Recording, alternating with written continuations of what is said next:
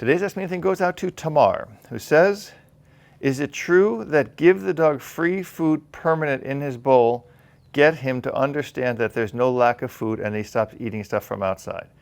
My 11-month-old dog always sniff and eat stuff like the ficus tree, fruits, or junk, unless I say leave it. Do you think it will be good to try this? He's calm when it comes to his meals. Thank you for all the videos. Well, you're welcome, Tamar. There are thoughts on that. Just like there's thoughts that if a dog has food aggression issues, if you have an abundance of food there for the dog, that the dog doesn't see it as valuable as a resource and then will not have food aggression issues. Now, with your issues with the dog eating off the ground, you're assuming the dog is hungry. But what I think is more important, I would teach the dog a solid leave it command, because leaving a lot of food around makes the food invaluable to the dog, and therefore they'll pick more value onto the things that are on the walk. I would focus on teaching the dog a leave it command. Leaving food out all the time, it just makes for a sloppy dog. That's just my opinion. I don't like it. I never liked it. I never did it. And I never gave clients the information to do it. That's what I would suggest to you. Give your dog good solid structure. Teach them good solid leave it. You can find those lessons on my channel. And I think you'll have a lot better relationship with your dog in the long run. I've been watching your videos for advice and opinions for a while. I'm looking for a little advice on Ask Me Anything question. I feed my 1-year-old German Shepherd kibble, but I would like to start feeding her a couple chicken necks or turkey necks at night as a bond to clean her teeth and add a tasty treat after a long day. Do you think it would be safe to feed kibble and add raw component to her daily diet?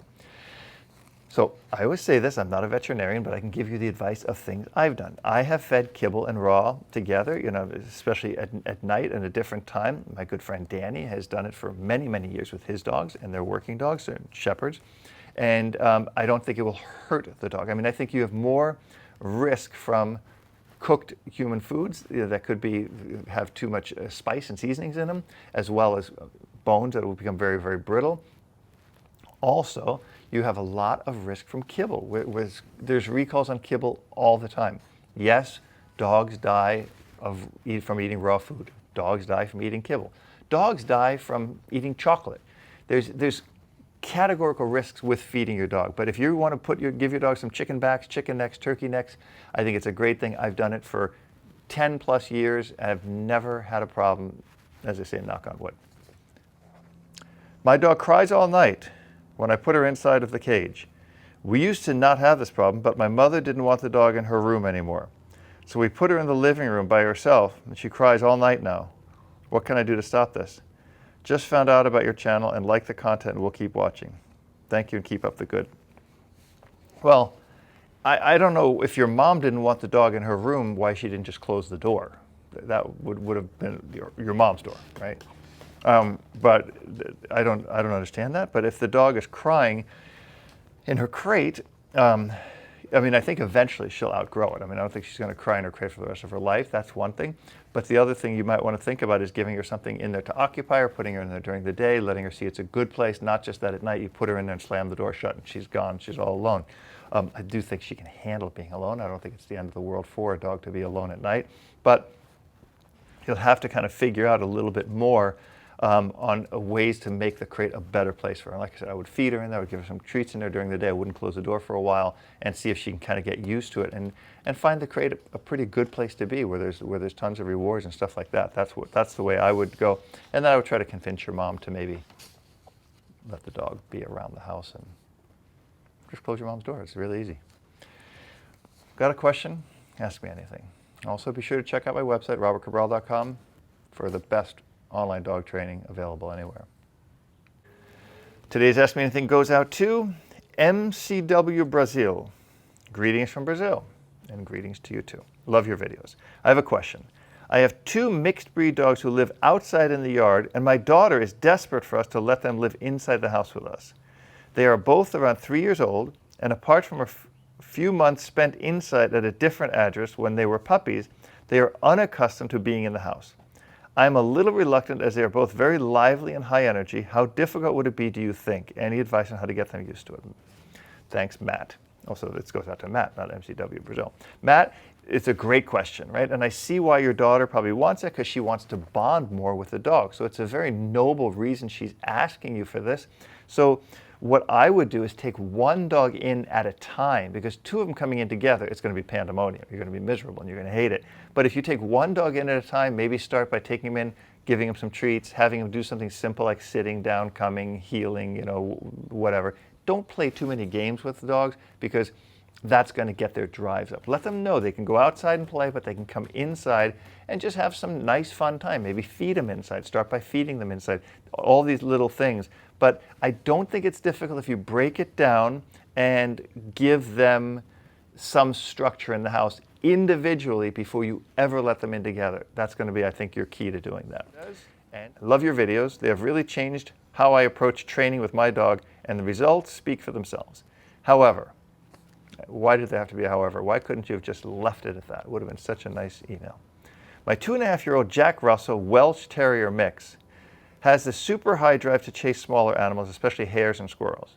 Well, John, I'm going to stop you right there. You got a Jack Russell, and Jack Russells are incredibly tenacious. It's a terrier, and then you got a Welsh Terrier mixed on top of that, so you've got tons of drive. But I digress.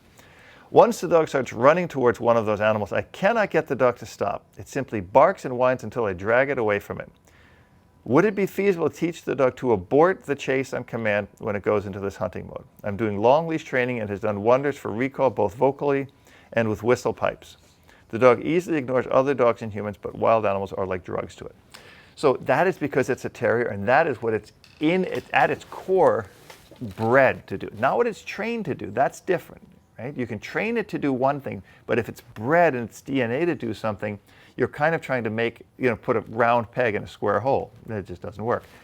You must, I don't know how old this dog is. Sorry, I know he's 2.5 years old. He's already kind of set in his ways. So I'm assuming the fact that you call him a hare and you have a Welsh Terrier mix, and by your language in your letter here to me, that you might be in Great Britain. And I believe in Great Britain, e-collars are banned, which I think you should try to vote and have good training tools. If they are not banned, you can break this drive with an e-collar, or you can use a very, very, very, very, very long line and a prong collar at the end of it. The dog must be, it's going to have to be shaken at its core out of it, because it's such a hard thing. It's kind of like getting dogs not to respond to rattlesnakes, high drive dogs like shepherds or terriers. I think it's worth it to try. If you can use an e-collar, I think it would help you. Look at my e-collar. There's more videos coming on my e-collar series on my website, robertcabral.com. But you should definitely, because this is going to end up, if the dog gets into the woods and gets lost, there's other animals that could hurt the dog. The dog could get hit by a car. There's a host of things that could happen. And again, I don't know if you're in England. I'm just assuming. If you're not in England, you're in America or a country that hasn't yet banned humane dog training tools, then please try to use one of those, because I think it will do a wealth of good. And the dog is not happy, because once he goes into that drive, it's a fight drive, not fight or flight, it's fight. It's on, and it's not going to stop until the dog finally gets to the animal and kills it, which is what he's really trying to do, or until you get the dog to switch that trigger into something else, which you should be able to switch it. If I was doing it with Goofy, I would pop him on the collar, no, he'd come back, and I would play a wild game of tug with him, because that would make him very, very happy, and he'd be able to get that drive manifested in a productive way, as opposed to in a negative or non-productive way. That's what I would approach. Please let me know if you're in England or not, and I hope this advice does help you. But it's going to take a little more work than just a little treat and a clicker. I'm not going to work on that one. So, got a question? Ask me anything. And as I always say, my website, robertcabral.com, has the best online dog training tools available anywhere. See you soon.